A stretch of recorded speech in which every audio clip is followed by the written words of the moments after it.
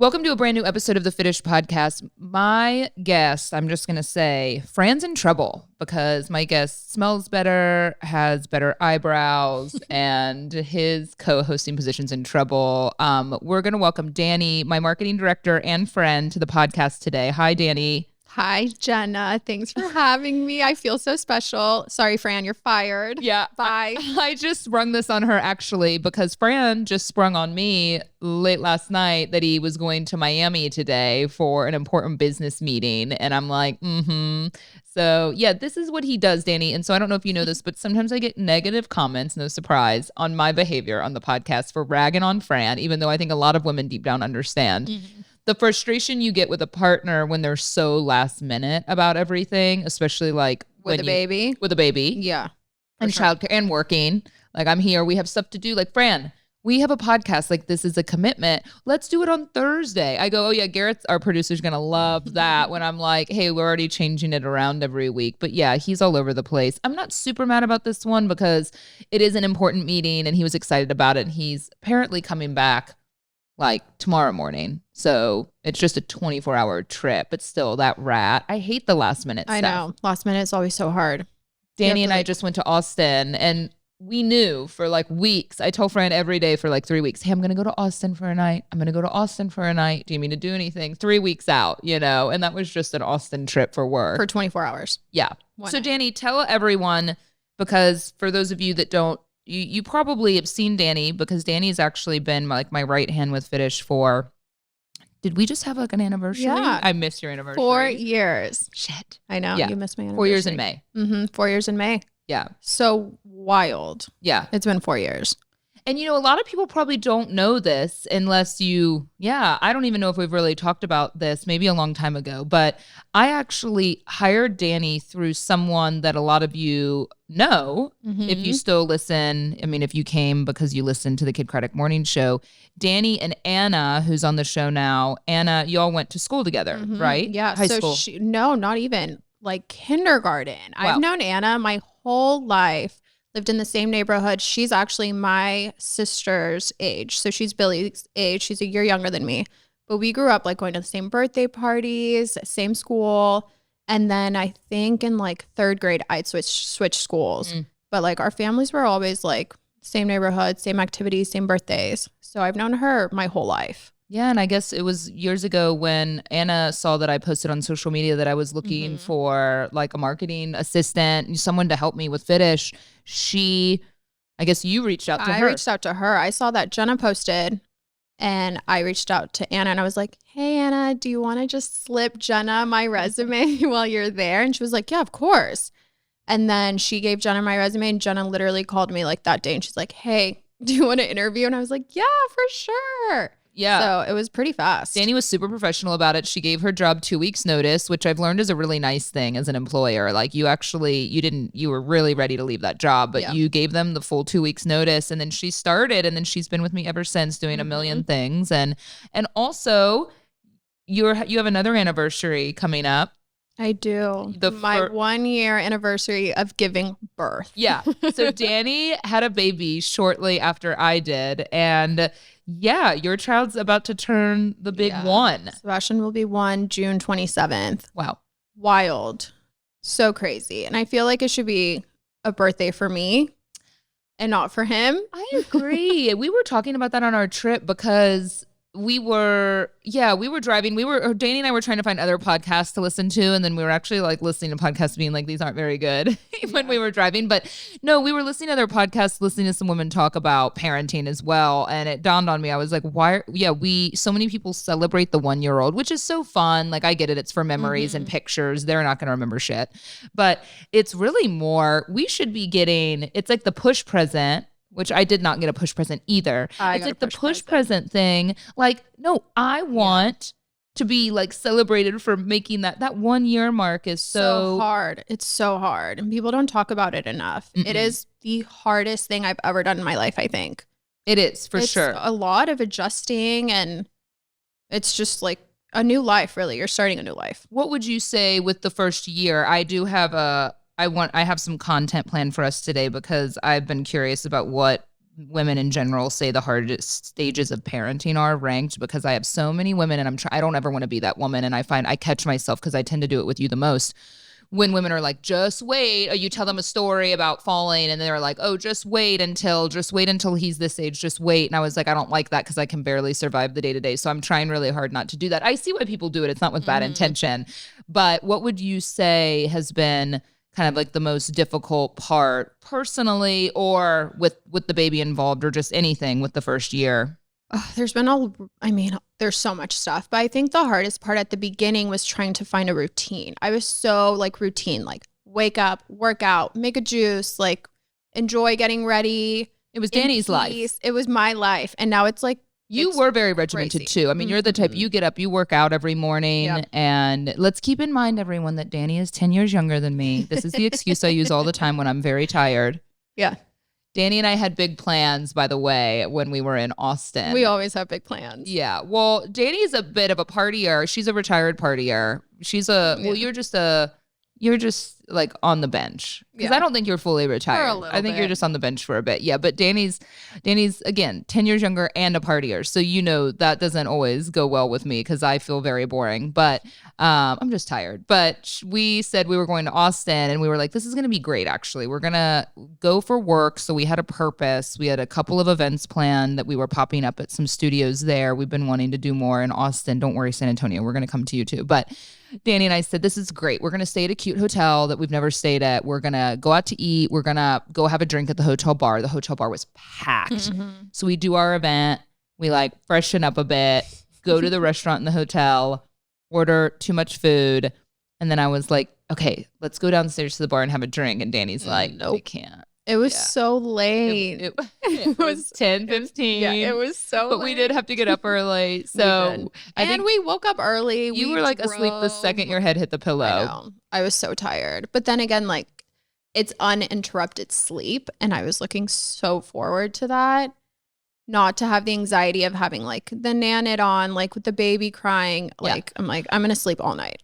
It was great. Yeah, it is nice. We do sleep better when we know we're not dealing with it. How has going back to the first year, like your relationship, because Fran and I spend a lot of this podcast fighting or talking about what we've been fighting about, because it's very difficult, and I have to give him some credit. He decided to do, like, I've asked for something for a while.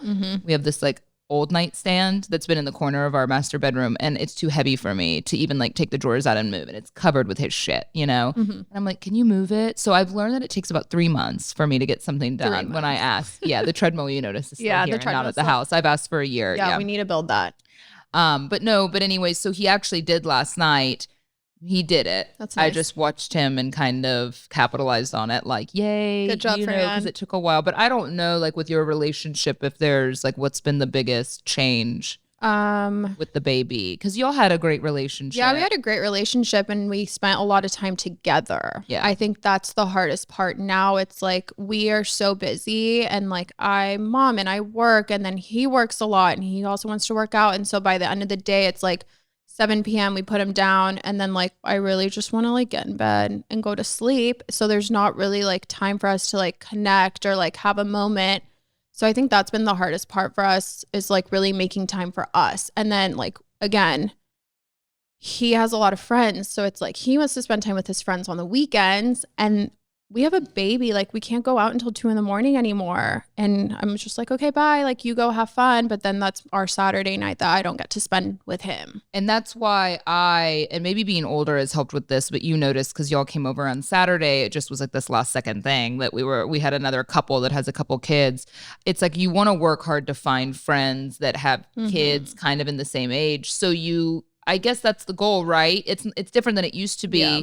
That's the problem, is when you still have friends that are like either single or partying, that's what makes it difficult, because he's kind of pulled in that direction. For me and for Fran, we're like, no, let's just bring kids over. Then we can have drinks. Then it's just a mess. Like, we're all just hanging out and we have like a Disney movie on, or for a moment we listen to good music. But I think that's just kind of the new normal for us. But I agree. I didn't realize how much attention I crave from my partner. It's not like this all day be on the phone with him. But, when Fran and I first started dating, I mean, you remember this, right? Because I knew you.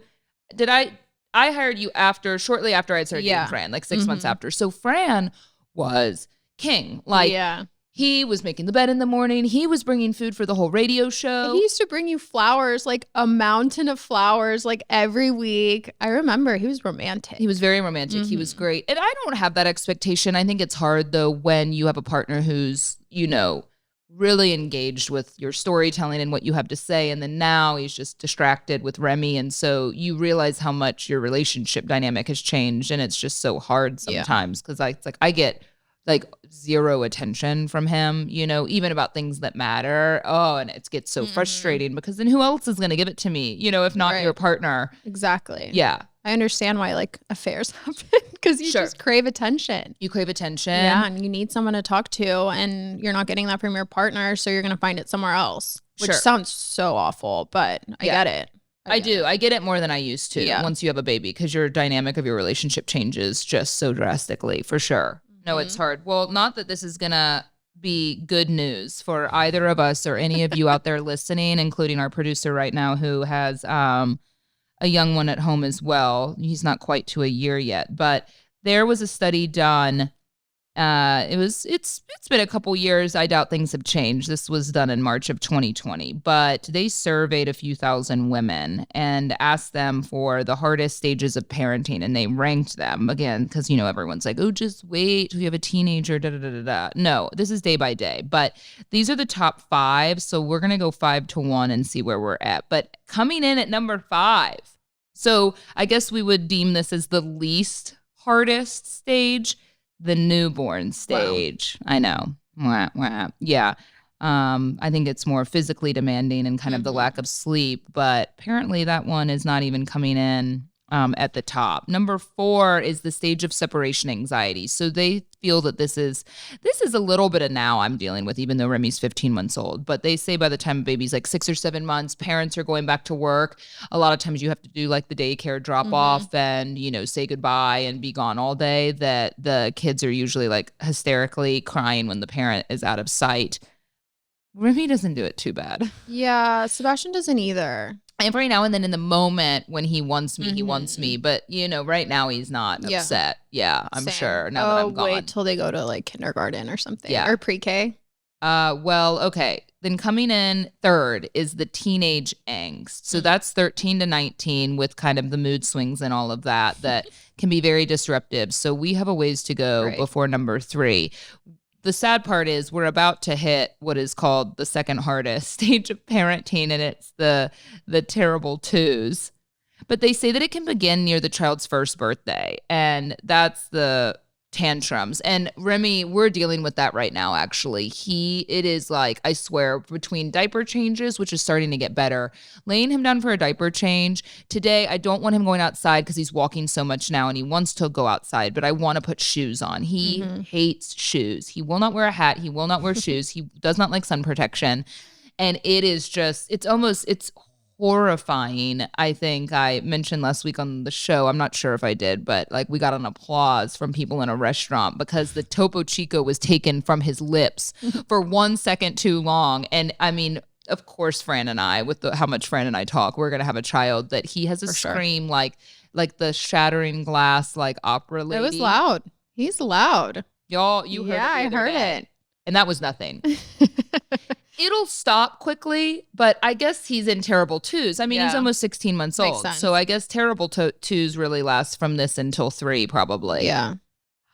But yeah, the tantrums. And when he just goes like limp too. When I pick him up and doesn't want to do something, he almost slips through my hands. Yeah, because he just goes limp and like puts his arms straight up. It's just awful. Oh my gosh. Yeah, it's so stressful.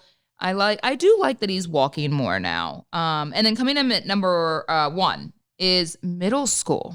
Wow. I had no idea. I haven't even thought about that 7th grade girls are the meanest girls. They say that middle school is the most difficult stage of parenting. This would be kids between the ages of 12 and 14. And mothers reported feeling worse than parents of infants, toddlers, elementary school children, and adult children because you're viewing their behavior in less positive ways. And of course, it's a super challenging time, like you're saying, for kids that age because they start to prioritize relationships with their peers the academic demands increase, puberty hits, and insecurities at an all-time high. Yeah, it's a lot. It's so much to digest, I think, because right now it's just like day by day getting through with a baby. But then you start to kind of have questions about like raising a good kid, you know, like when, like right now, Remy's been hitting, for instance, like he whacked our friend's kid on the head the other day hard. And she's 4. And luckily, these parents are the chillest parents ever. They're like, oh, it's fine. Like, this is what kids do.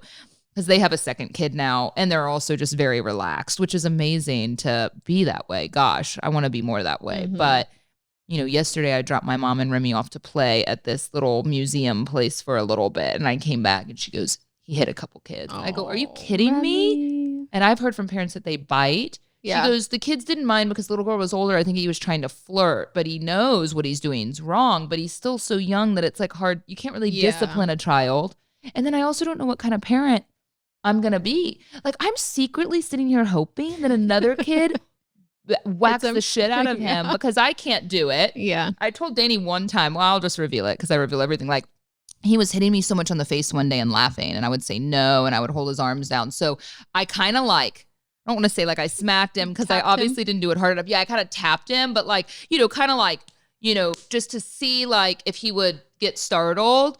He laughed. So obviously I didn't do it hard enough. And then I also realized like this isn't the type of parent I want to be anyway. Like I'm not, like my mom never spanked me. And she said she did it one time and I turned around and was like, I didn't like that. Like very seriously. And so she felt bad. But I don't know if I'm like a corporal punishment type of parent. I mean, I guess if you have a kid that's has really bad disciplinary problems, but I don't know. I don't know. I think you just have to like learn as you go what kind of parent you want to be. Yeah. And like what works with different kids. Sure.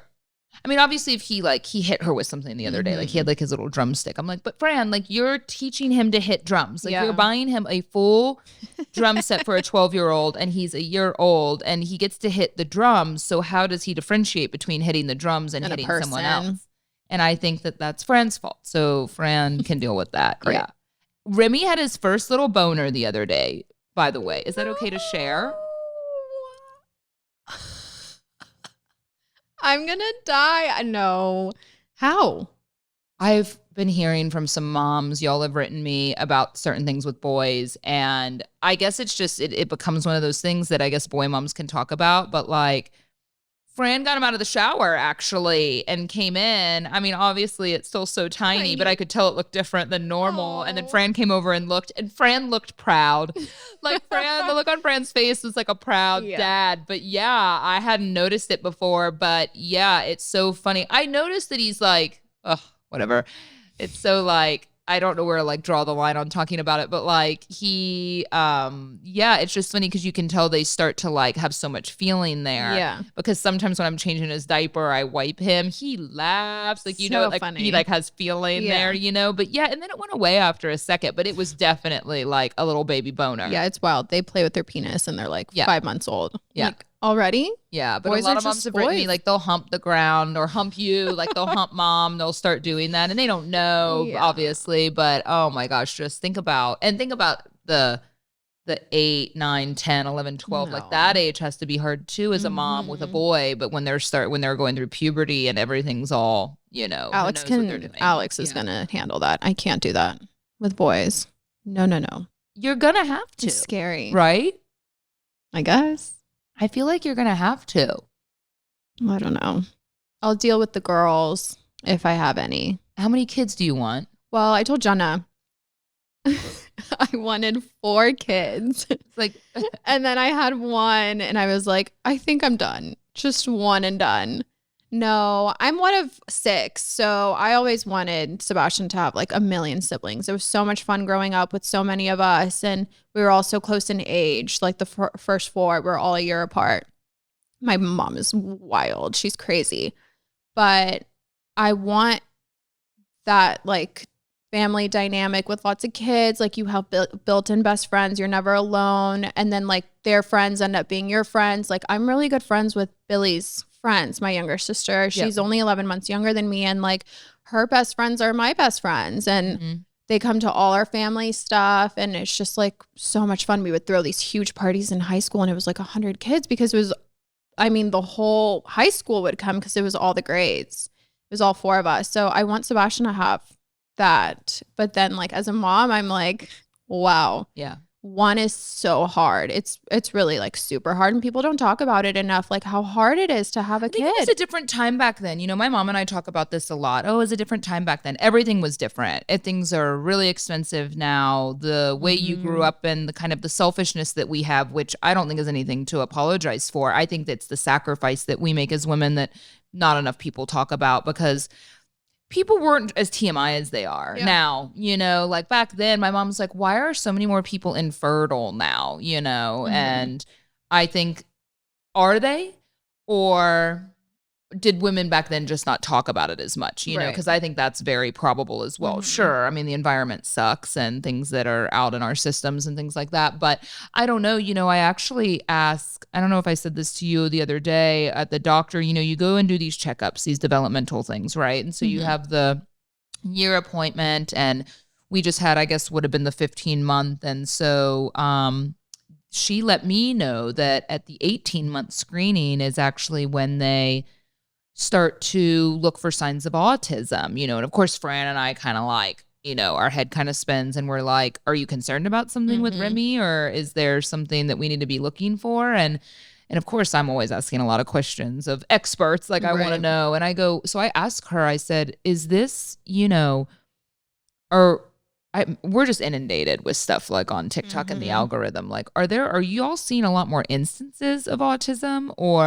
And she goes, look, we still don't know exactly why, you know, but we do not believe that there are more than there used to be. It's that there's so many more diagnoses now, because a lot of people wouldn't seek medical attention, or you're not getting a child diagnosed till they're 5 or 6. And now they're recommending to look for stuff around 18 months, because the sooner, I guess, that you can get some, you know, really customized like therapy for them and figure out how to manage it, that, you know, it can be easier to manage. You know, I obviously don't know a lot about it, but I think for a lot of us and a lot of you, you know, if you have a child that's anywhere on the spectrum, I'm sure, you know, that's really difficult to kind of reach that diagnosis and come to grips with it. And yeah, I was just curious. It seems to be that there's a lot more instances of a lot of things, you know, and she's like, no, I think it's just, you know, we know so much more now that we're just diagnosing it more. But yeah, I think that, and the same goes for just like having a lot of kids. Why your mom, she was full-time mom, right? I mean, she wanted a bunch of kids.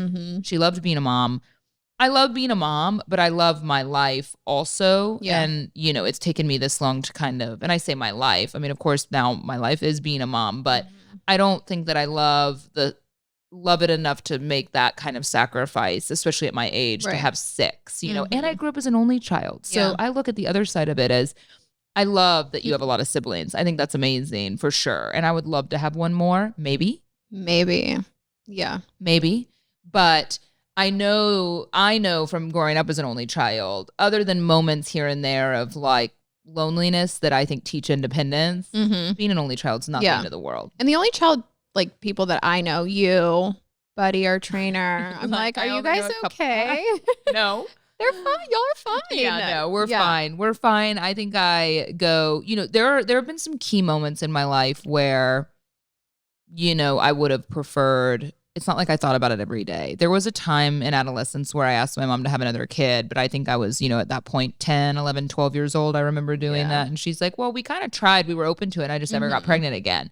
And they didn't go through any other hoops to try and do it.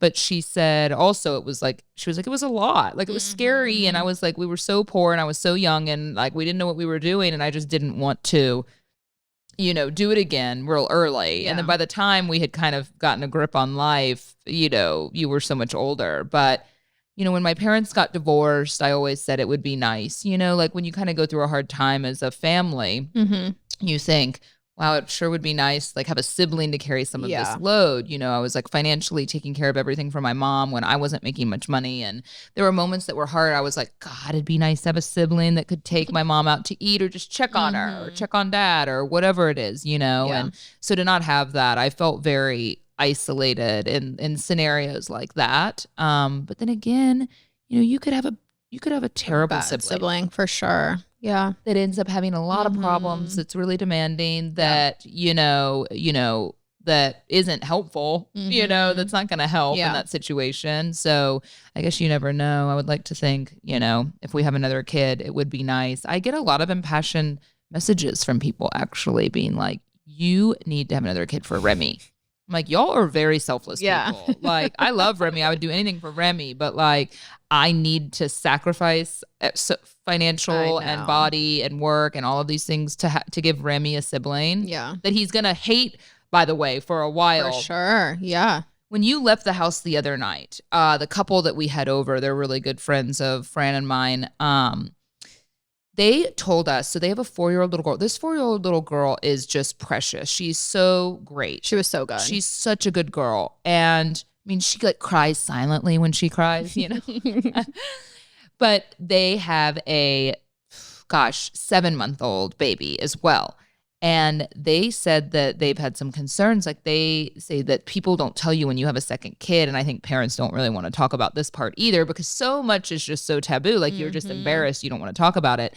That the little girl, they can't leave them alone together in a room right now because of the jealousy. And so they really feel that she might like injure or kill the baby, even though she's the sweetest thing. They're like, she doesn't know that by like, squeezing the baby or doing something like they don't know what death is. They don't know that means like something that like is gone forever, like the gravity of it. But so they said they like asked the pediatrician, like, is it normal to like not feel comfortable leaving your other child? And she goes, no, everyone that has a second child asks me this. And no, don't leave them alone together at all, for a while until things get more comfortable. But yeah, they're like, we could see her sometimes. She like wants to hit her or squeeze her. And there's a lot of jealousy there. So yeah, they don't leave them alone together right now. And she said, apparently the pediatrician said a lot of parents have that concern. It says it's very normal especially in the first year until there's like a very long adjustment period there when you bring a new baby home. Yeah.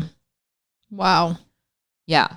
I was going to say it's kind of like a dog, but I hate when people like compare babies to dogs. Once you have a baby, you're like, it's not. But yeah, sure, it is. It's like the jealousy, but it totally makes sense. I mean, it is sad. Yeah. That's what they said. They go, she's not going to remember this probably as much when she gets older, but right now it is so sad that she feels that way. Yeah. All right, we're going to take a quick break and hear from one of our Fitish podcast sponsors, Kiwico, which I love very much. And I need to get Dani a Kiwico subscription.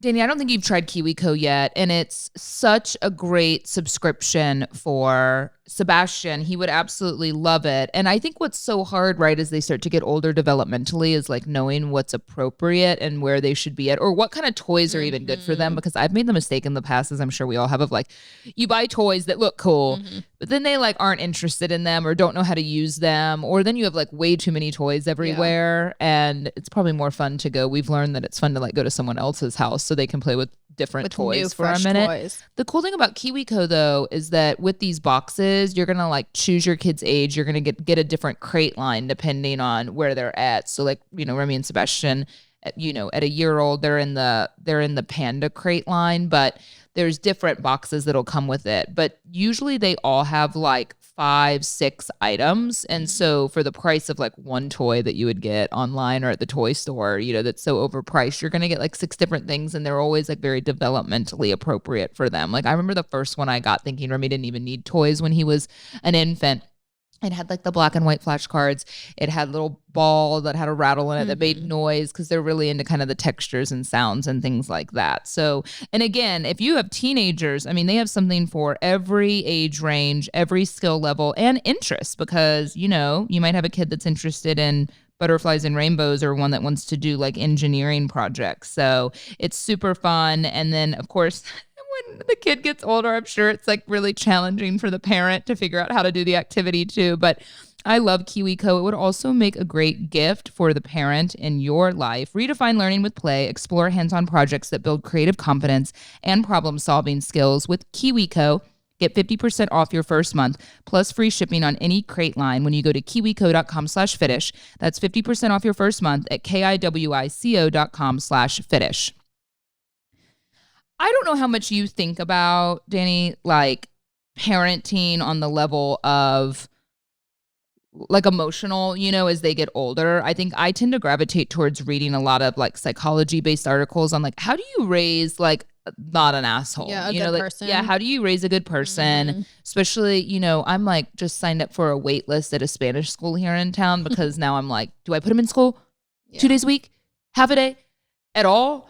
This school is a fortune. I don't want to do that. Am I, you know, it's just you go back and forth on so many things. And so I tend to want to read a lot of articles on like, okay, we can't always predict how your kid's going to turn out. But man, like I've dated some real bad guys that I'm like, that definitely came down to the mother, you know, that I'm like, for sure. I got to be a good mom. I got to have good attachment, you know, with the child. That's like number one, by the way. And I don't know if I've mentioned that to y'all, that like, that's just the most super important thing when it comes to parenting with both mom and dad is just having really strong attachment values, which means they have a secure attachment. Like they know you're there for them when they cry, like that you're actually doing the work, you know, and making the child feel secure. That's going to set them up for success in the long run. But I did a little digging, and this is a recent article, and that science says, okay, parents of successful kids have 26 things in common. So these are kids that ultimately grew up to be, you know, independent and successful. And I find this kind of interesting. So we can kind of talk it over because I don't know if you're like, I don't think you're a helicopter. No.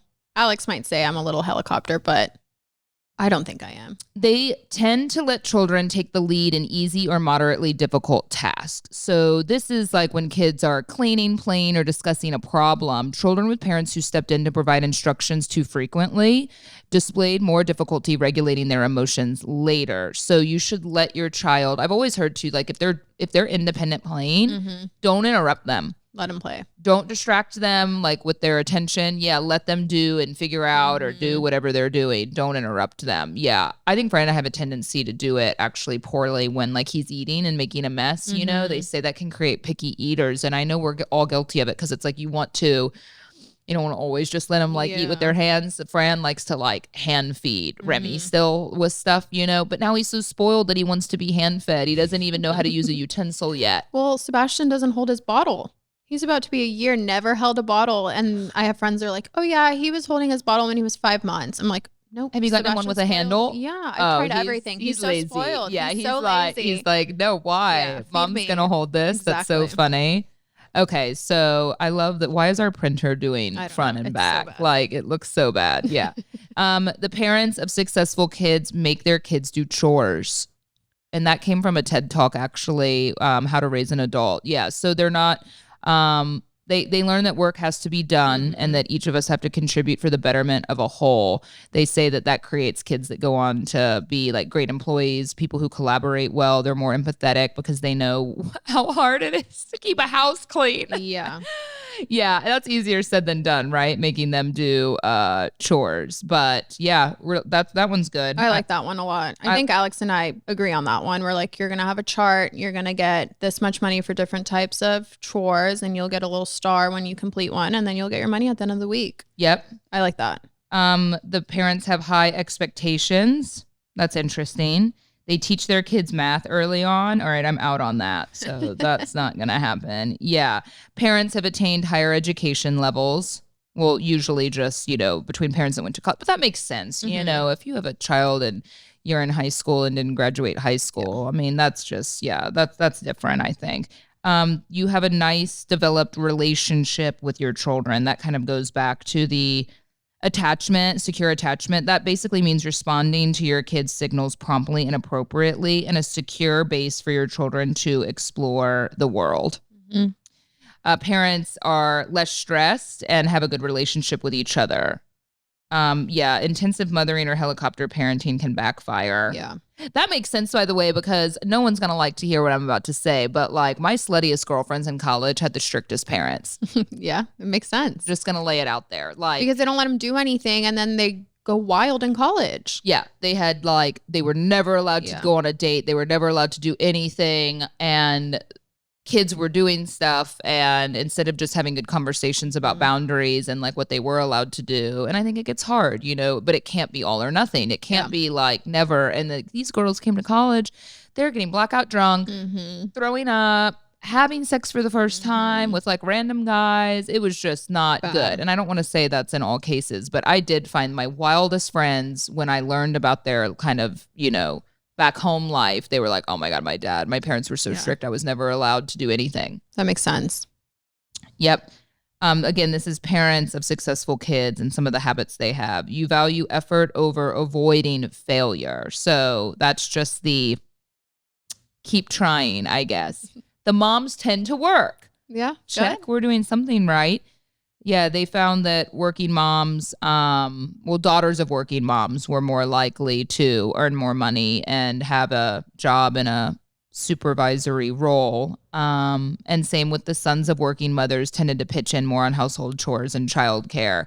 They actually spend 7.5 more hours a week on childcare and more time on housework as they get older. That's great. Mm-hmm. I like that. I like that one too, for sure. Behavioral control, not psychological control. I don't know exactly what that means, but you don't want psychological control.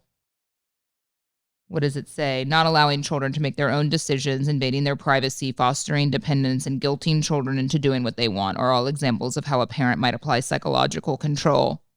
Interesting. Mm-hmm. Yeah. So that like can really affect their emotional well-being. Good nutrition. I mean, there's obviously a lot of science-based things as part of this. Socioeconomic status. Bias-proof naming. That's so funny. Like the name is so important with a kid. And I named mine after a rat.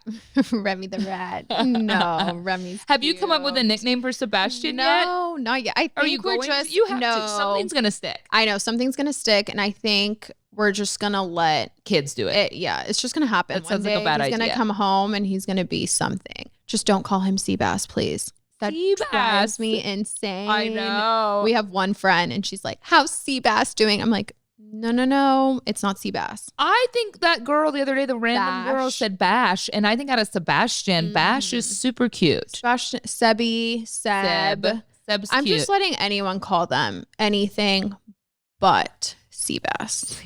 But you don't get to decide. It's like how my mom, Candy, goes, I don't want Remy to call me Mimi or Mama. And I'll go, Remy's going to call you whatever the fuck Remy wants to call you. Like whatever comes out, you know? And it's going to stick. And then she's going to love it. We think that he's kind of saying Mama because he says Mama. Mm-hmm. And so he's kind of going Ma. And so I think that's what he's saying when he talks to Candy. Talks to her. Yeah. Finishing off the list, let your children fail. I don't love that one. But you know what? I grew up in an environment where my mom was super supportive, but she didn't like, I don't know. It's just such a different world now. And we see this, and I see this especially now, like when it comes to hiring young talent or young people in general. Like, what in the world who decided that everyone was getting medals and everyone was getting the same amount of playing time? Like, I think it does such a disservice to kids because when I grew up, as I was such a competitive soccer player, there was a time I didn't make a team. And I worked my ass off. And then I did make a team, you know, or I made varsity, I remember, and I didn't get much playing time. But it was like I worked my ass off, like, or then I would go back down to JV. And like there were moments like that for me. And I still remember them. But that taught me that not everyone's good enough to do everything. Sure, you have to work hard. Yeah. Not everyone's getting a ribbon for everything, you know, like they don't have to be punished. But like not making a team, you know, or not getting the same amount of playing time because you're not as good, like that teaches a valuable life lesson. You know, find something else that you're good at or work harder to achieve it, right? Exactly. I think it's created like such a bad mentality for kids. So no, I like the failing, I suppose, right? Or not getting a good grade on something. But don't let your kids watch too much TV. I mean, I think we all kind of do. If you don't let your child watch any television at all, good for you. What are you doing? Yeah. What else are you doing? We don't do a whole lot, but we do a little bit. We watch a little Miss Rachel every day. You said Sebastian's not interested, right? Yeah, he'll watch it for like 10 minutes and then he just wants to play, run around. Reading. Do you read to Sebastian? I'm so bad at reading. I tell you this all the time. I hate reading so much and I'm making an effort to read to him.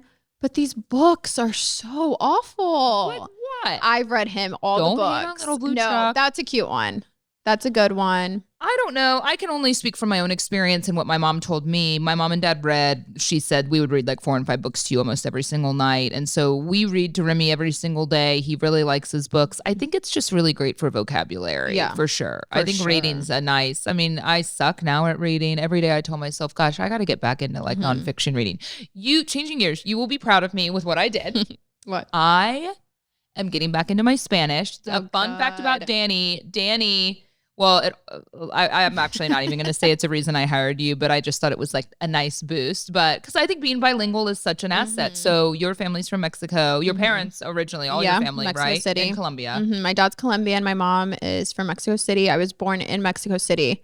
And then I moved here when I was 4. But you're fluent in Spanish. Yep. You speak to your parents in Spanish only, which is so great. So yeah, your Spanish is great. Surprised you don't speak to Fran in Spanish more. I know, but I like to speak when there's English people speaking around. Like, I don't like to speak another language because not everyone understands. Like, you wouldn't understand. Alex wouldn't understand. Yeah. I think it's kind of rude. Well, speaking of Spanish, I realized it has been 2 years since my last lesson. That's a long time. And so when I meet up with my instructor again, I'm going to be like, so a lot's changed. Yeah. I have a baby. And I know less Spanish than I did when we finished our lesson. And I signed up for Babbel. Alex was doing Babbel for a second. I like it. So I tried Duolingo for a while. Babbel I want to say Babbel might be more expensive. I had to pay $89 for the year. But the cool thing about Babbel is it seems like there's a lot more to offer on there. Like the lessons and I don't know. I just like it more. Like it's like very elementary right now because, until you kind of get to a place.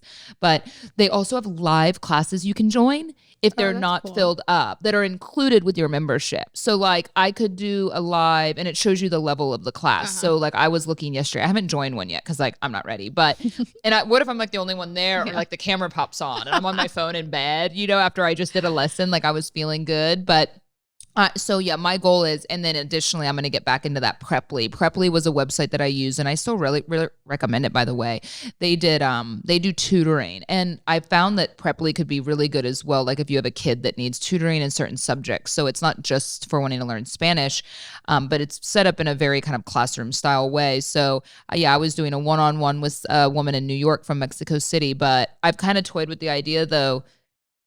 Fran and I, it's no secret, like we really would like to move to Spain in a few years. And so now I'm like, do I learn the Spanish from Spain or I feel like that would be such a betrayal. Yeah. Like I feel like I just need to learn Mexican Spanish, Latin American Spanish, and then I can, add the lisp. Add the weird words. Yeah. Yeah, and the lisp. No, you need to learn like Latin all America. This effort in from scratch. Yeah, I have to with family from there and Remy. Yeah, and then we can learn the Spanish. My brother later. went to Spain for, I guess, a year, and he came back speaking, and I was like, Andres, please do not speak like that. It sounds snootier, right? No, I think it sounds dumb. Really? Why? I don't know. Is that how people in Latin America feel about the other accent? Yeah, I guess. I'm sure that's different. I think like Spanish from like Colombia and Venezuela sounds so cool. And their accent, I wish I had a Colombian accent so bad, but no. Isn't that just like yelling more? Yeah, louder. Like, just like more like of a cadence when you talk. Also like people in Monterey, I feel like their Spanish sounds like they're singing. So like they're like na na na na na na na na na, and like I love that. Yeah, it's so cool. I got the bad accent. No, I love the Mexico City accent. Well, you don't have an accent at all. No, I have, an American accent when I speak Spanish for sure. Oh, you do? Yeah. My cousins are like, oh, wow. They make fun of you. Yeah. And they're like, your accent is so thick with American. I'm like, sorry. I'm like, just wait till I drink a little bit and then it'll start coming out. That's what's so hard about learning another language. I said to Fran, I go, you got to be very careful not to criticize me because sometimes I'm practicing and I'll say something and he'll be like, what? Like, you know exactly what I'm saying because I stretch it for him. Like when he's talking, I go, I think that's what's so intimidating about learning a new language as an adult. When you're not in a classroom with other kids making mistakes, like when you're an adult and you're trying, because I said to Fran, I know the only way I'm going to be successful with this, I can't just do one lesson a week for an hour. I have to also do 30 minutes every day. And then you have to quiz me and we have to start talking a little more. And you can't criticize me for every pronunciation. You have to help me because sometimes he'll laugh or whatever. And I'm like, no, and that makes someone. Makes you feel dumb. Yeah, it makes you feel dumb. And I definitely don't like that. Yeah. Like that for me is like you can call that a flaw for me. Like I don't ever want anyone to like make me feel dumb. Right. I hate that. So we'll see how it goes with Fran, but it's I have to commit. Yeah. I really have to put the effort in. It's something that's been a goal for me, and even if it's just to get by, even if it's just I understand a lot more now than I used to when I listen to people speak. Good. But yeah, it's the speaking part still. It's gonna take a minute, and I'm so intimidated to do it, and the accent and the whole thing. You just have to drink. Yeah, I guess so. Once I have some stuff memorized, right? Yeah. Well, before we go, I think we didn't get to any questions today, but I feel like speaking about like your work at Fitish, what is, what's been for you and, being a mom as well, is there anything when it comes to being like a working mom or just working at Fitish in general that's been, kind of the best part of working at Fitish, the worst part of working at Fitish? Wow. I was not ready for that. You put me on the spot. No, I think the best part is like, you get it. You're a mom too. You understand it. So we work from home 3 days a week. Yeah. So it's it's so nice because I can like do some of the things that I need to do at home, but also work. And I think the hardest part is the routine, just finding your routine. Yeah. Once you find your routine of like work and baby and like trying to be a good mom too, then I think you're okay. I think it's so hard. The only thing that's helped me more lately is like these days, today, for instance, we're doing the podcast. We're in the office. You brought on a bunch of interns. I told Dani she's responsible for all hiring and firing going forward because I suck at it and I don't want to do it anymore. But she, I think I found that like if we can really devote time, I guess the hours that you have for work are really like hustling and like churning out a lot of work, that makes me feel better when I am at home than trying to like do everything all at once. Yeah. This morning I was like, I think every day you kind of have to choose like what you're going to suck at today. Yeah. So for me, it's usually like stuff like cleaning my bathroom. Cleaning my bathroom is just a disaster, or exercising. Unfortunately, that's just like always the thing that kind of slips through the cracks, because I'm like momming and working are like the two most important things. So I think it's an everyday thing and I don't know if it's going to get any easier. No, you just prioritize. Every day's different. You're such a clean freak though. I know. So you're good at it, but I clean as I go. I just like, I can't go to bed without my kitchen being completely clean. And that's what kills me about Alex is like, I'll clean. I'm like, kitchen is closed. And then he'll come down and make a fucking smoothie. I want to kill him. I'm like, don't come in bed. Please go down. I'm the same way as you now. Like I clean the kitchen every night. Some nights really more than others, like the full, like taking the like floor, the stove. everything. Yeah. I don't do that every night, but like I'll at least do all the dishes and like clean the counter off. And I went in there this morning and when I tell you that Fran had like 5 things in the sink because like I guess what he was making didn't go as planned. And so he just left it. I go and like packets of powdered food like all over the counter. And I'm like, what happened in here? I swear he's a gremlin. Yeah. Like after midnight, he goes in there just ransacking. He is. He's a little gremlin. Yeah, he's crazy. Oh my gosh, what a mess. Don't tell him I fed the raccoons too. I fed them the other day. Fed them? No. Well, Remy didn't want to eat his food, and I just decided they were babies, so I threw it. I know. I have a feeling that was a bad idea. That was bad. They're going to come knocking on your door. We saw him outside the master bedroom the other night. I love raccoons. They're so with cute. no mom, though. So, of course, Fran, I didn't know, like, this is so funny and selling him out, but he is so scared of things, of, like, creatures outside. He doesn't go 5 minutes without complaining about mosquitoes in the house. And like we have a couple. And I'm like, Fran, I mean, it's summer. We have a house. We have literally 17 sliding glass doors in this house. Like it is not a safe home. Like there are so many doors in this house that were opening and closing. Like I came out the other day and one had been like wide open all night. I go, this is safe. This makes me feel great, Fran. One was, and no wonder we have mosquitoes and bugs, right? I mean, it's Texas. It's the summer. I don't like mosquitoes either, but he is so scared of spiders. And then the other day when I was filming the raccoon babies, they were all in the tree. So we counted 5. They were so cute. And then Fran at some point in the filming goes, he like grabs me. He like starts to run. He goes, "Where's the mom?" I'm like, I don't know where the mom is, but I'm sure she's around. But like, it's not like a bear. Yeah, you know what I like, mean? "Can I It's not come like eat I'm you?" like, "Here, baby bear," and the mom's gonna like swipe me out of nowhere. It's a raccoon mom, Fran. Like, chill. Like, she's fine. Where's you know. the mom? He's like hiding behind me. Like, where's the mom? And I'm like, what is going on? He's like the bravest person I know, and he just crumbles creatures. with creatures. So funny. I got to start doing some pranks on him around the Uh-huh. house. You know, like I got to get like a big snake. That's what I'm going to do. I'm going to get like a snake and put it in the bathroom at night, like when Snakes after are he goes scary. to sleep, and I'm going to put it by the toilet. So yeah, I got to start No. doing some of that. You have to record it. It's only funny if you film it. Good That's true. TikTok. That is like a TikTok. Mm-hmm. Yeah. Oh, well, on that note, thanks for joining us today. Thanks if you have for any having me. questions for Dani, you can DM her. Yeah. Or Fitish. Yeah. Damn Because she's usually checking Fitish. Yeah. Yeah. Awesome. All right. Y'all have a great week.